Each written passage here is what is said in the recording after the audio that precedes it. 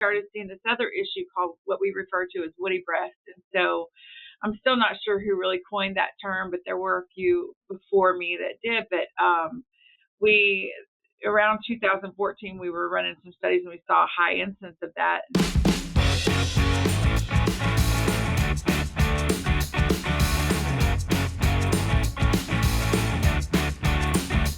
Hello, everyone, and welcome to the Poultry Podcast. My name is Jason Emmert, and today we're visiting with Dr. Casey Owens, who is a professor in the Poultry Science Department at the University of Arkansas.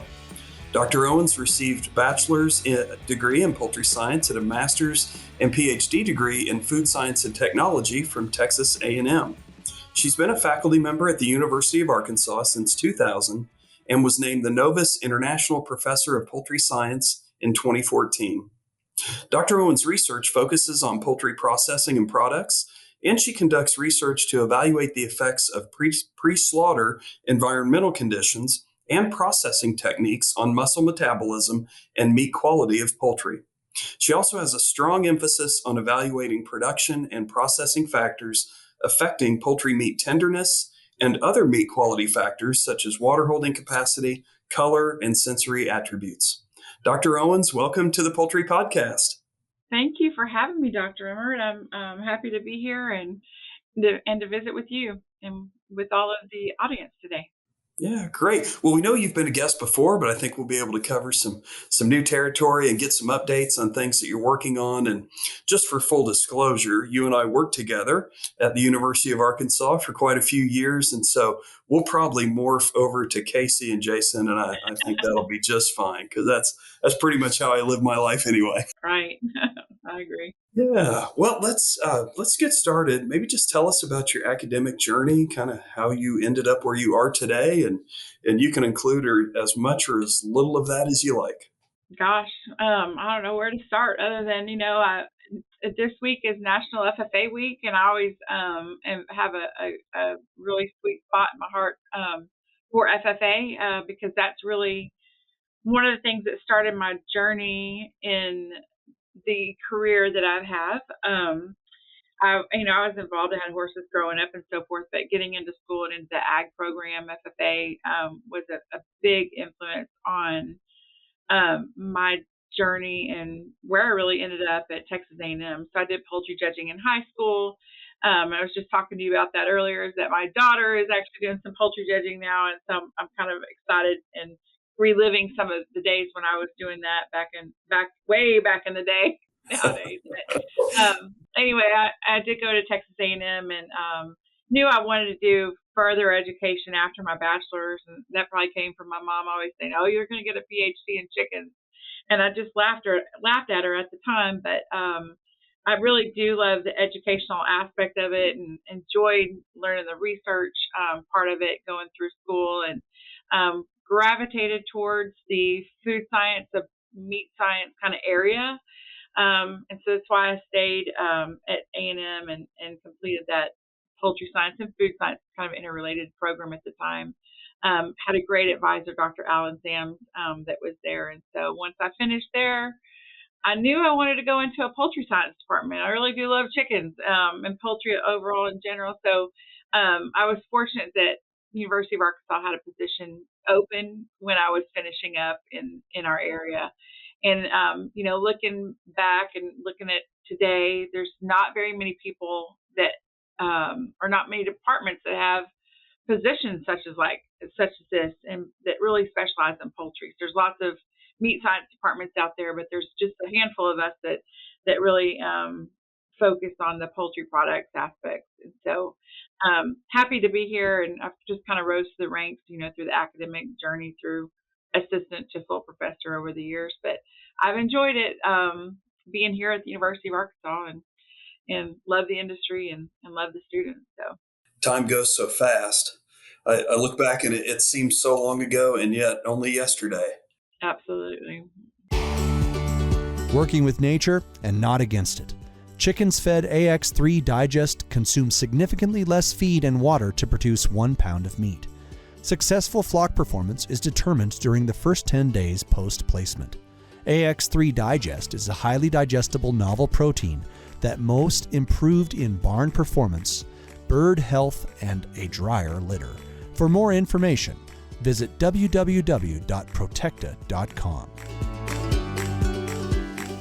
And I was just reflecting the other day on how did I used to view the faculty who had been around for 20 or 25 years? And then I thought, oh my goodness, oh no, that's where I am.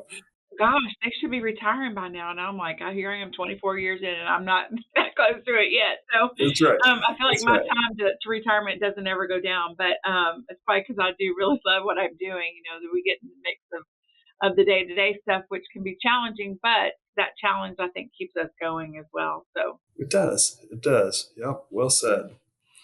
All right. Well, let's get started. We'll talk a little bit about the research side. And you've done some things with guanidino acetic acid and looking at potential impacts on various aspects of meat quality. And I think, why don't we pick up there? And probably for both of our sakes, we can just call it GAA from this point. I think that will work. Yeah. Thank you. Yeah. So, that research really stems from, as you said in your introduction, that overall, over my career, I've focused on a variety of things that impact quality. So that can come from live production factors, or it can come from processing things that we do, processing techniques that can affect quality. And so early in my career, even graduate school, I was working with pale, soft, and exudative meat, and that really came from stress in the bird and how it affected quality coming through the plant. And so about 15 years ago or so, we really started seeing these, what we refer to as myopathies. The first one really was white striping, where it was becoming a lot more prevalent, a lot more apparent to the consumers. And I could kind of just foresee down the future it was getting worse. I'm like, well, what happens if it's all worse? Then we're really going to be in a pickle. So about 5 years into that, we really started seeing this other issue called what we refer to as woody breast. And so I'm still not sure who really coined that term, but there were a few before me that did. But around 2014, we were running some studies and we saw a high incidence of that. And myself, along with other researchers in the world, really, that a few of us that were working on this in the area. So these are some meat quality defects that are happening kind of that stem from live production, but have those impacts in processing and affect meat quality. Another one that's kind of crept up is this, what we call spaghetti meat. And so over the years, we looked at characterizing what these issues are with white striping. We did a lot of that initial work, and then did some on woody breast. And there's been other researchers that have characterized that a great deal, and then also with spaghetti breast. But we've looked at some detection methods of how to really detect that, so that if processors are experiencing that, can they detect it and then divert product where it needs to go? Because overall, these defects are quality issues. They're not really safety issues, but they have a bigger impact in some products, like a whole muscle product, than compared to others that may be like a comminuted product. So other research that we've been looking at, like you said, on the GAA is maybe mitigation strategies of reducing it in the field before it gets to the plant. And so there's a variety of researchers that have looked at nutritional factors or nutritional supplements that can be added to help decrease the incidence of severity of these myopathies before they even get to the plant, because that's where they're developing, is in the live bird. And sometimes it's a hurdle approach in what you do. And there are some supplements that seem to work, but I often look at if body weight or the growth performance aspect has been harmed, worsened, whatever you want to say.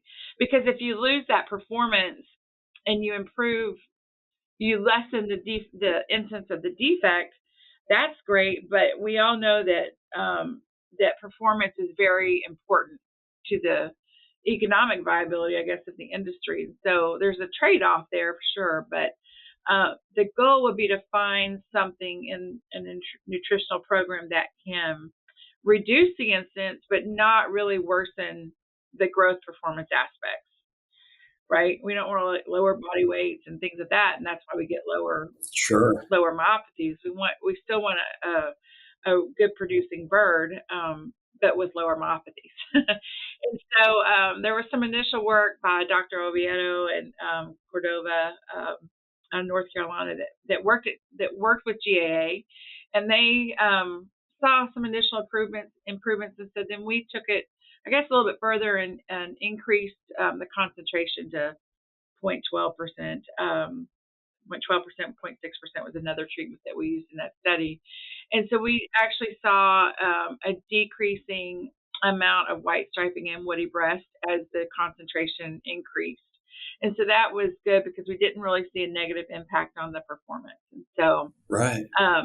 that was promising to see that. So yeah, even some slight. Do I recall that on feed conversion there was some slight improvement on the feed conversion side? I think a little, yeah. possibly. Not the focus Yeah. by any means, because really the goal was let's not see any negative impact on performance. For sure. So at least if there's a tendency suggesting it might even be slightly better, at least you can have more assurance that it's not worse. Yeah, for sure. And the reason I kind of laughed is because I'm like, I don't really remember. So, but that's just, I haven't looked at that study in quite a bit of time to remember all of the aspects. Because I did have some collaborators on that I do when I do these nutrition studies. I definitely collaborate with the nutritionist. That was Dr. Rochelle at the time, this particular study. So, because I never claimed to be a nutritionist, so I kind of look at, hey, the broad picture, what things can we do to help mitigate that? Absolutely. Yeah. Other things that have been done are to reduce lysine or reduce that protein, the amino acids or whatever in the diet. Well, you could do that, but that might again worsen the growth performance. That's just an example, but sure. So you got to be careful. Yeah, if we can slow the growth rate at certain times, that might be helpful. But if you're not going to get the performance in the end, then the producers may not go for that. So right, because there's a break point where you would assume that the benefits on the growth side would outweigh some amount of negatives on the back end of processing. And it's, oftentimes we would love to completely eliminate things, but the reality is we have to find that break point where it remains profitable. Sure. Do a lot of these issues manifest? Does it have something to do with adequate blood supply and just kind of the ratio of tissues to internal organs? And those things have certainly changed over time. Yeah, so there's lots of research looking at those root causes. And some of the theories are that we've got inadequate vascularization in certain portions even of the muscle. So it's usually worsened at the surface of the place. So that's going to be further out. The fibers, the bird, as it's putting on muscle, the fiber diameter increases with size as that bird gets bigger and older. And so there's work on satellite cells that's out there to show, like, satellite cells are there to help repair muscle. So if you get some compromise or degeneration of muscle, is there something we can do to repair that? But you actually also have to have enough blood flow and vascularization, area of capillaries to let those satellite cells function as well. Right. And so that's definitely a big overview statement. There's definitely more people that are experts in those fields that have done that work. But so think about if there's intermittent blood supply that is either interfere with maybe compression of the muscle, or if the bird's sitting down or whatever, get some of that intermittent supply, and that leads to oxidative stress, which then leads into these issues with fiber degeneration and infiltration of the connective tissue, which is the big thing with woody breast. And so again, if the muscle can't repair itself, then it's not going to just leave voids. Something's going to move in, and that's where some of that collagen will come from, and fat to some degree. Yeah, it's interesting because it's so complicated, and even you can sit here and think, okay, all the nutritional stuff we can do, but then you think about, it can actually be impacted by how much time the bird may be resting in a certain position and impacting blood flow to it. So there's so many components to it, which makes it very difficult, but also fascinating to think about all the different parts of that. And there may be some seasonal effects too, it just is, there are a lot of factors that go into play. Absolutely. One of the main lessons I try to teach it's a 200 level, it's an advanced composition course, mostly on writing, but we talk about world animal resources. And one of the main points I try to get the students to understand is almost every issue we could talk about is just complicated. It's much more complicated than what you think. This is not a simple do this or this. Right. And our industry has moved towards these really large birds that we're processing. And that's not unique to poultry. Other species are doing that too. And so think about why they're doing that. Well, we're trying to feed the world. And I teach, egg and meat technology assisted processing course. And I've, over the last 24 years, in one of the first lectures I talk about are really the market stats and the amount of production. Well, since I started teaching, the amount of production that we're doing weekly is double. I mean, we're over 1 billion, pounds or whatever. So, it's hard if people, well, let's just go back to a smaller bird. Well, that's difficult to do, at the and still produce the quantity of birds that we're producing or quantity of meat that we're producing. And that meat is used. I mean, poultry is the number one animal protein source. So, anyway, so that's kind of my soapbox there, is that it is difficult because you do have to have a shift in processing equipment when you move to that larger bird from the smaller bird. And so you can't just easily go back and whatnot. And it changes the economics of that too, because the large bird, you're getting more pounds out per man hour, and a fixed operating cost basically. So yeah, that growth curve is not so linear that you can interrupt it at any point and just do that more often and get the same amount of product. It just doesn't work that way. Yeah. Well, so it sounds like some promising potential there with the GAA product.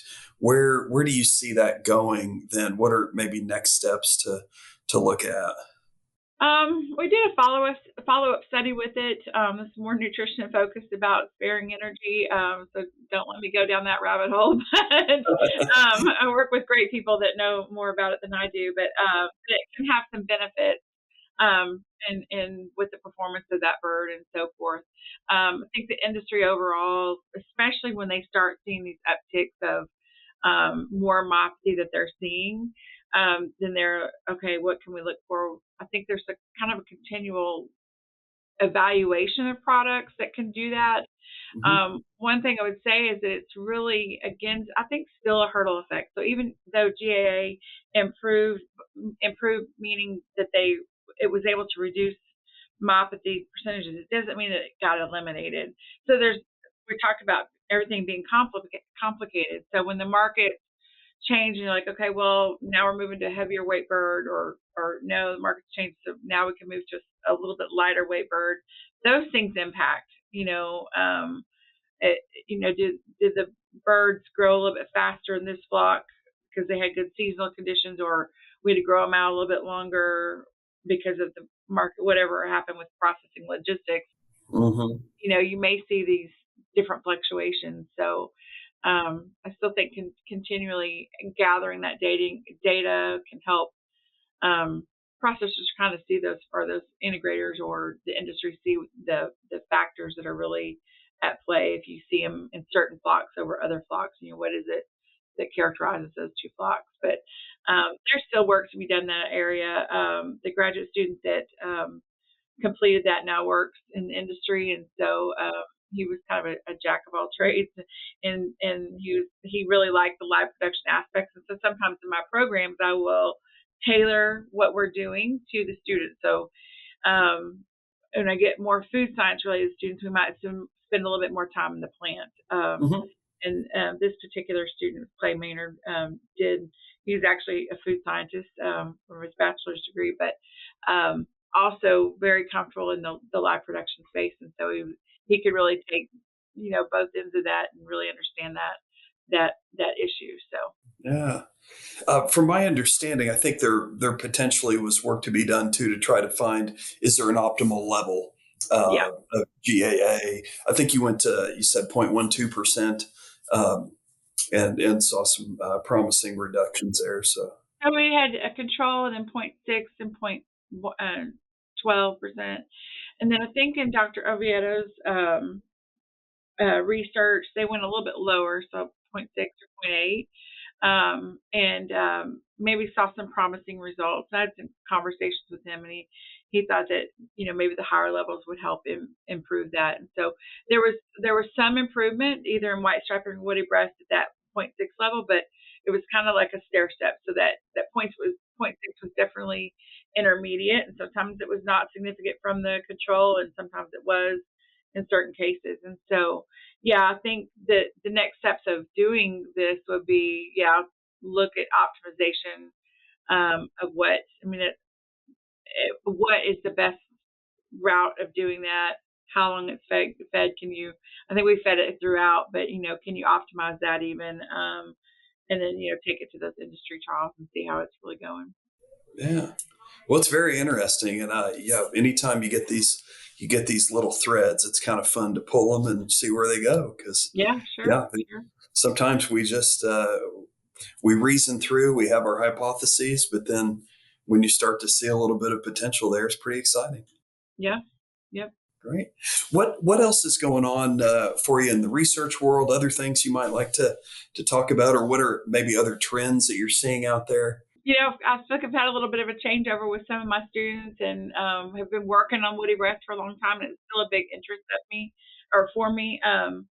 So we've been doing some stuff more in the plants and marination trials, so maybe looking at some different functional ingredients and how that impacts, not necessarily just with the case of woody breast, but even just normal breast meat.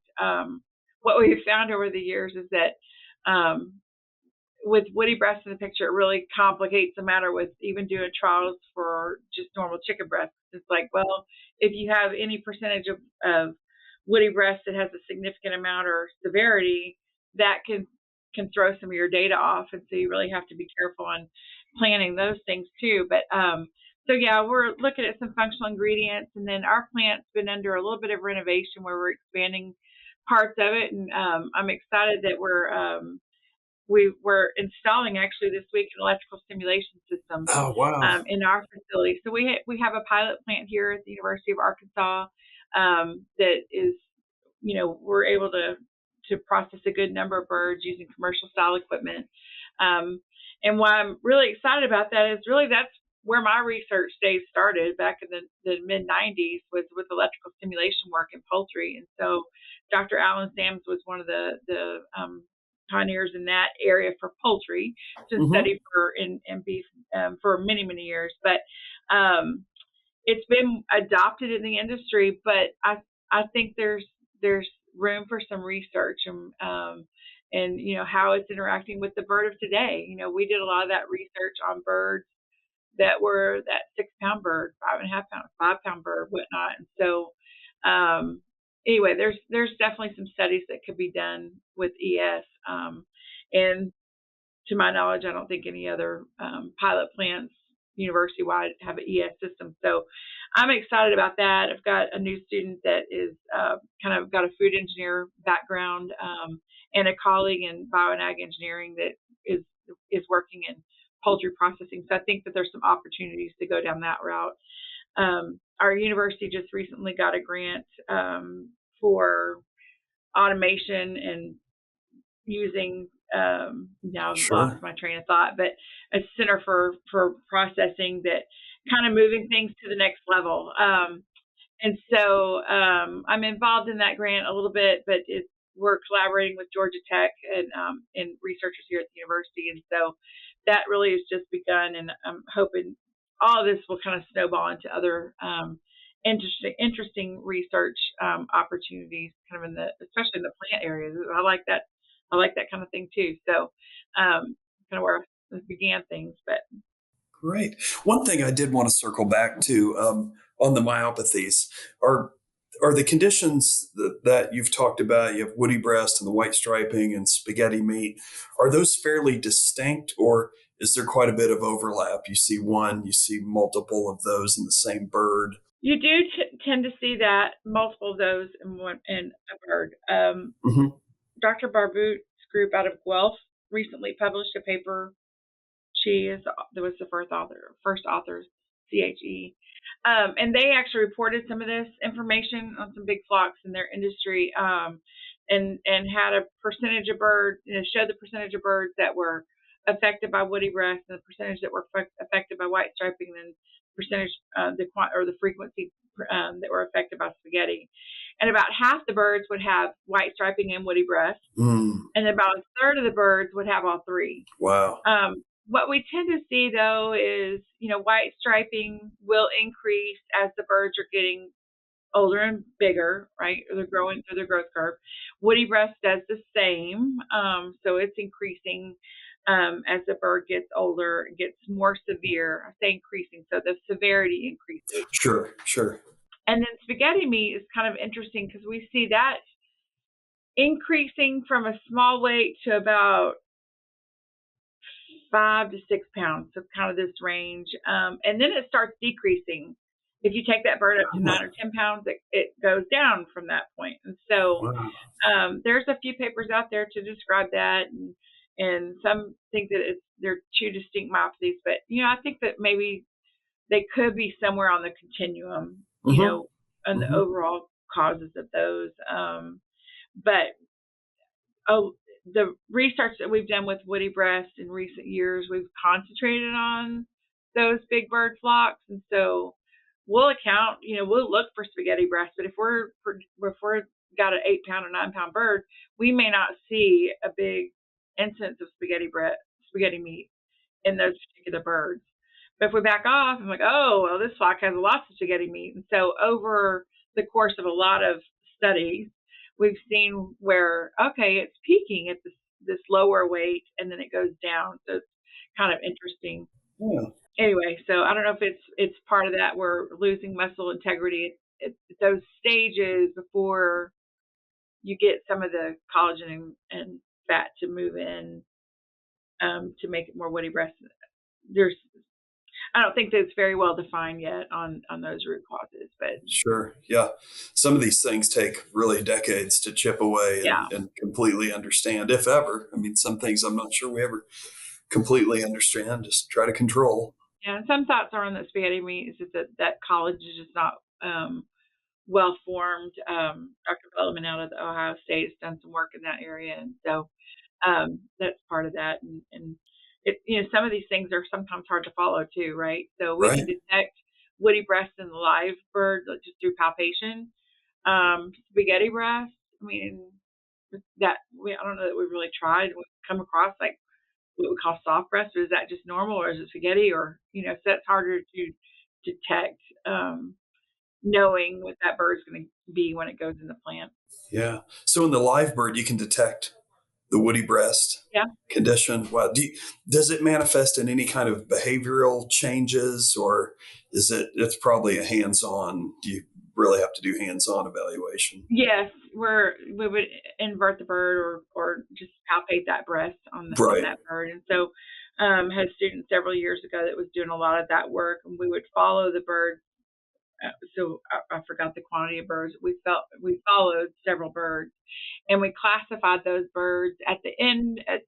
So they went from, I think we started checking them at 19 days all the way up to 56 days or whatever that in market weight was, and then we classified it according to the score of the deboned fillet at market weight, and then we would categorize those and look at how we scored those throughout, and they all. Like the twos were always higher in a palpation overall. So if you think about, a linear graph, that, the twos were the highest and the zeros were the lowest. So you could see it. The correlation would improve, I think, after we got off past 26 or 27 days, we'd see an increase in that correlation of that palpation score to the debone weight. So that can help us with the research from a research standpoint, and I say smaller studies, and it can still be a large quantity of birds, but for a research setting, that if we're trying to study woody versus normal, like, okay, I've got a flock going, let me go see if I can get a target group of woody breast birds versus normal, and then if I'm looking for something specific in the plant or whatnot. It occurs to me that some of our precision agriculture techniques now, with just the video technologies and the even individual bird identification, it would be interesting Yeah. to look at that, to see, can you tell from the way this bird is behaving? You get the hands-on palpation and you end with the verification in the plant. But yeah, can we back up and see anything from this bird that's indicating they're moving or not moving, and we tried a detection method with using accelerometers, but not really to look at Mhm. the bird movement, like across the pen per se, but we were Mhm. looking at it really in the debone fillets, and we tried it in the live bird, and there's still a lot of work to be done in that area, I'll just say. But Sure. the goal was to say, hey, can we look at the vibration pattern of the vibration through the fillet? Mhm. Is that pattern going to be different from a bird that's woody versus normal? And so some of that's a little bit beyond my scope of expertise, but I kind of sometimes is a big picture person, and so I get the right people to help out in those areas. But so there's a lot to be. We got some, I don't know, not conflicting, but not inconclusive results on Mhm. that particular Right. study. But there's probably still some work that could be done in that area. But in the plants, there's hyperspectral imaging that's been used to detect woody breast, and there's several researchers working in that area, and I'm collaborating with somebody here at university to do some of that work as well. But Well, interesting. We've got a little bit of time left, and I thought, if you're game, let's morph over onto the educational side. Maybe chat a little bit about teaching and some of those things. And yeah, the first question I'm always curious to ask other teachers is, what kind of changes have you noticed over the years, either in how you teach or in students especially? Because I mean, we could really even focus on the last 3 or 4 years probably, but just in general, what kind of changes have you seen? and we really have good students, really great students. One thing, and not really in the classroom that I've seen, but with students is, and I think a collaboration with the industry. I think they have played a big role in this for our students anyway. Is that the students' willingness to do internships and seek out those internships from a variety of places that you wouldn't have traditionally thought that they would have an internship. So they're really active in doing that. They really want to work. In the classroom, I think the technology that we have is a double-edged sword. It's great. I mean, during COVID, it was nice that, okay, we at least could still meet virtually, but then sometimes that, if we're trying to get back into maybe a hybrid mode, then that can decrease attendance, and then you worry about the attention span of that student. Of Okay, yeah, they can sit and listen. I mean, I think as we all get older and go to conferences, it's like, how much are we really listening? I mean, it's easy to sit in the room, Yeah. and if you're just not really invested in that topic, it might go in one ear out the other. And so I think the challenge is to really find that connection to the student and really make it interesting to them and meaningful to them. And I try to do that. I think in the processing course, I just think, well, we talk about food. That's always a good thing. Yeah. That's right. I've got connections in the restaurant world, so I try to bring in examples or do something fun.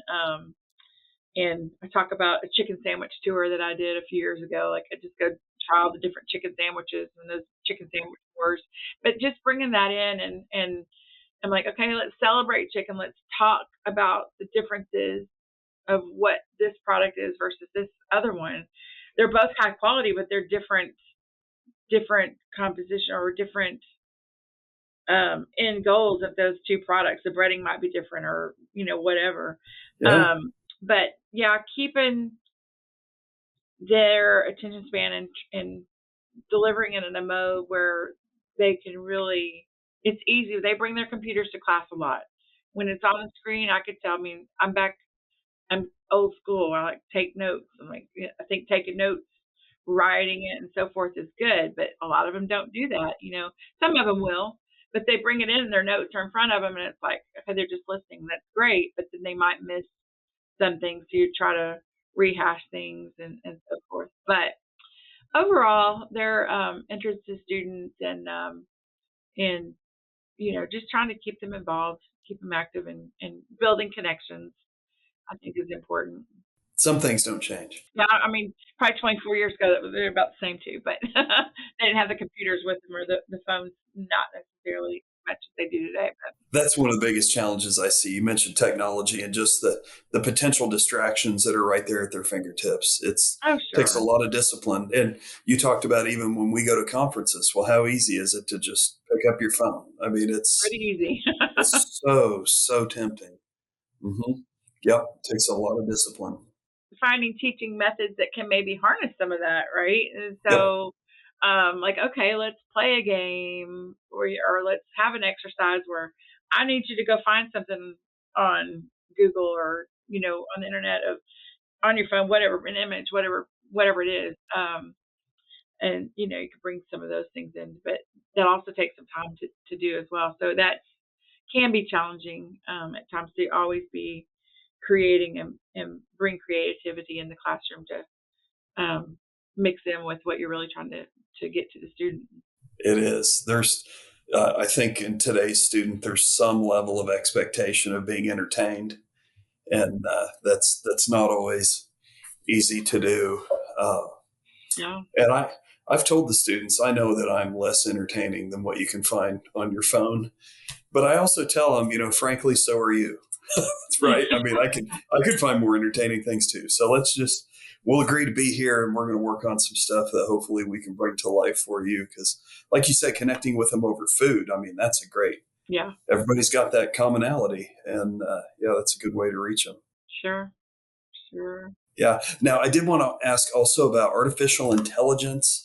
Is that something like for the classroom that you're facing, having to work through? Because this has been a big challenge. I think trying to figure out how to Right. manage that, how to even use it, possibly. It's interesting because I feel like it just exploded in the Yes. last year into our lives, and that means everybody, right? It's like, oh, and when they first talked about Chat GPT, I'm like, okay, I'm old. I'm like, what is that? Then, I've used it. I've gone and just to seek out what it is, and hey, if you need something written kind of in a good way, a flowery sense, I'm like, okay, let me just seek it out, or there's even one on Slides GPT, and I've put things in there before to see what it pulls up, Mm-hmm. Yeah. and I think if we can teach the students, and these are things that are talked about at the university, as you probably know, is that if we can find the good ways to teach students how to use it, that's what because it's a tool. Do I want somebody to write a paper using ChatGPT? No. Do I want them to could they use it to start their research? Okay, okay, hey, I'm trying to. It's no different than going to Google or Google Scholar, or what's in the headlines of a topic, and trying to see, okay, hey, here's this, and that. Now they can put in ChatGPT and see kind of what's coming up, and then you go further investigate those areas. And so I think the university community overall, I've seen more and more workshops on that. We have some at Poultry Science Association meetings this summer. Will be a workshop you may be involved in. I'm sure it's probably coming out of the teaching committee, but anyway, so there's going to be some of those exercises, I think, in that particular thing. But I know at the University of Arkansas that some things that are talked about, and this AI. What I learned recently at a workshop is that there's several different apps, and those are apps that use the same technology, and they can be used. Those apps can be used in different things for different forms. Like something might be used for posting social media, something might be better for writing a blog. So it's a lot of information to take in. It is. Especially for us researchers that like to focus on the research. Like, okay, now I've got to grab all this stuff and keep keep up with the students. Yes. Oh, and, absolutely. Yeah. You know, and make sure they're using it in the right way. You don't want them to turn in a paper that's all, oh, well, I just use this because that's what I put in my information, but it wrote it for me. Well, we'd like to still see that you can have the ability to write. Yep. Treat it like a tool. Like you said, it's similar to searches they could already do before. But yeah, that's what I found is the biggest challenge for me, and that I feel that responsibility to help the students figure out how to learn it. But that means I have to learn it. And boy, is this changing so quickly, and new tools and just new applications. And it's hard to keep up with. Right. There's a lot of them. I'm like, I need to check some of these out. And then I'm like, it's kind of confusing to me. I'm like, do you have to pay for it? Or you not have to pay for it? And some you do and some you don't. And I mean, now I'm on Facebook and it's got a little thing where it could write something with AI for me. I'm like, oh, okay. You can make my post more interesting. Yes. So Yeah. if my posts look more interesting on Facebook, like, oh, she's right, pretty flowery today. That's why I'm using AI now. I am using it some for class, to digging up some background information, and Right. I'm trying to be very intentional about showing the students that, hey, I looked for this, and here was my prompt, and this was the response I got, and let's look at that response, and this is good. I questioned this. I would want to do some more digging on that, Sure. but yeah, just trying to model that, because I can't teach it as though I'm an expert for sure. That's a great idea. And at some of the conferences I've gone to, it's like, okay, if people are going to use it, they need to state that they use it and then provide the prompts that they put in there. Yeah. For some of the things. Now, it all depends on what the application is for whatever you're using it for. But those are some things that have been discussed. It's like, okay, it's like a writing assignment, like you said. Okay, you need to state what your prompts were for that. Yep. The hard thing is it's hard to detect. Now, if you've got a student that's turning in papers regularly, and then this other one looks like, oh, well, that just doesn't even sound like this person, and it sounds great, or a different style, something's up. And I've come across that before myself. So well, great. Well, as our time draws to a close, have 3 questions I'd like to ask. It's time for our famous 3. Eastman serves veterinarians and nutritionists in agrochemical and animal health industries by helping them select, evaluate, and implement innovative nutritional programs.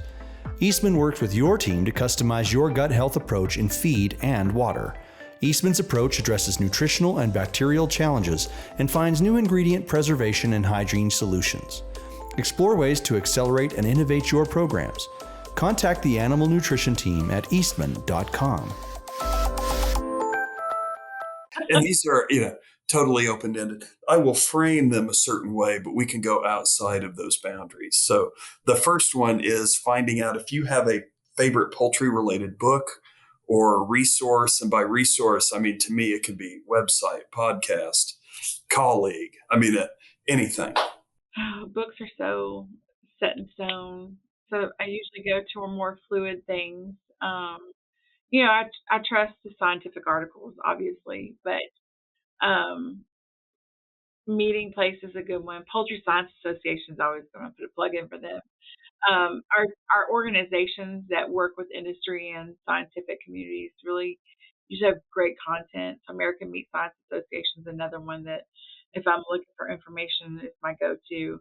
The USDA site, surprisingly, I like that one as well. If you can find the information that you're looking for, you sometimes have to dig for it, but you get like the market information that you're trying to go for. But other than that, keeping your connections with the people in industry and knowing, hey, I can reach out and call that person is good. So I don't know if I really have a poultry related book. We have a published book that I did years ago that I teach from, even though I'm not using the book per se in class. But yeah. No, I think your plug for associations was a good one because, we see them, they run the conference and they do, but I mean, they're great sources for information. So yeah, I think that's a great suggestion. Stay plugged into those. Yeah, sure. Yeah.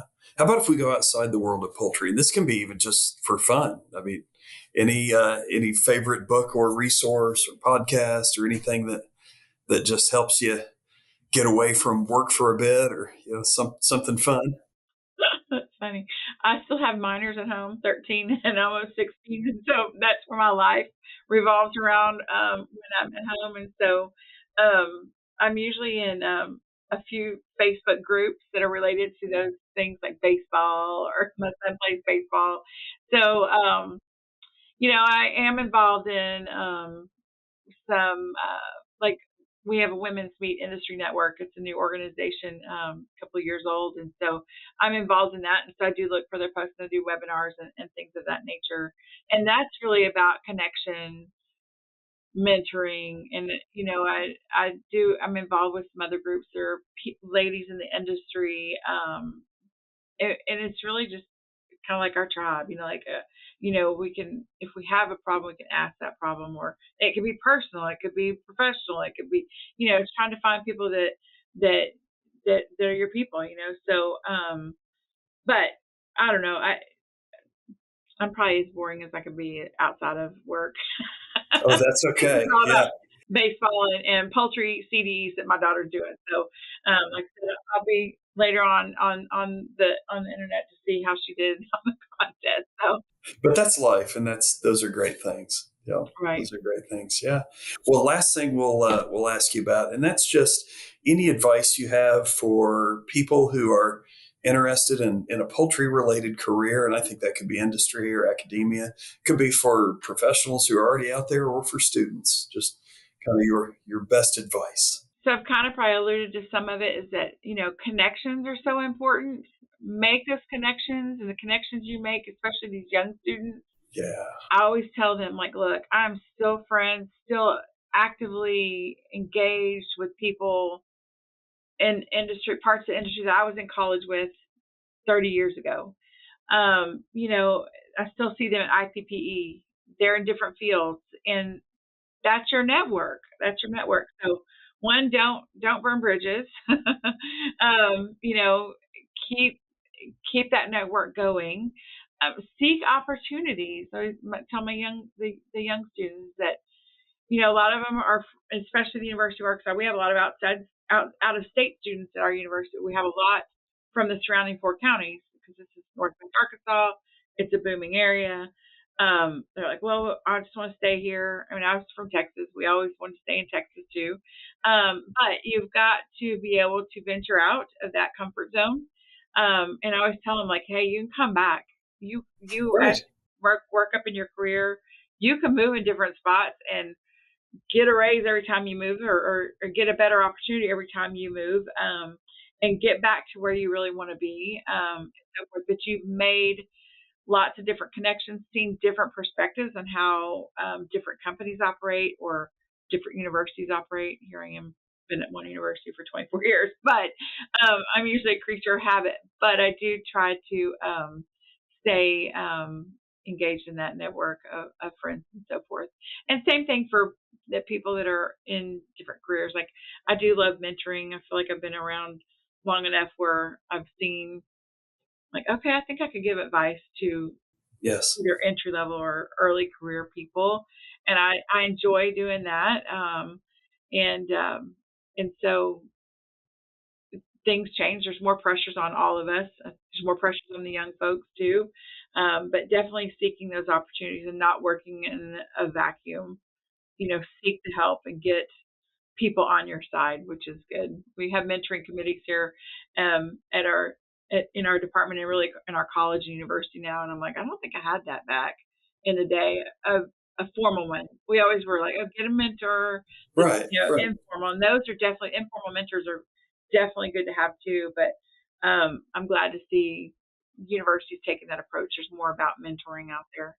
More intentional efforts. And Yeah. when you get to the point where you can mentor because you want to and not because it's an expectation, that's a very rewarding place to be.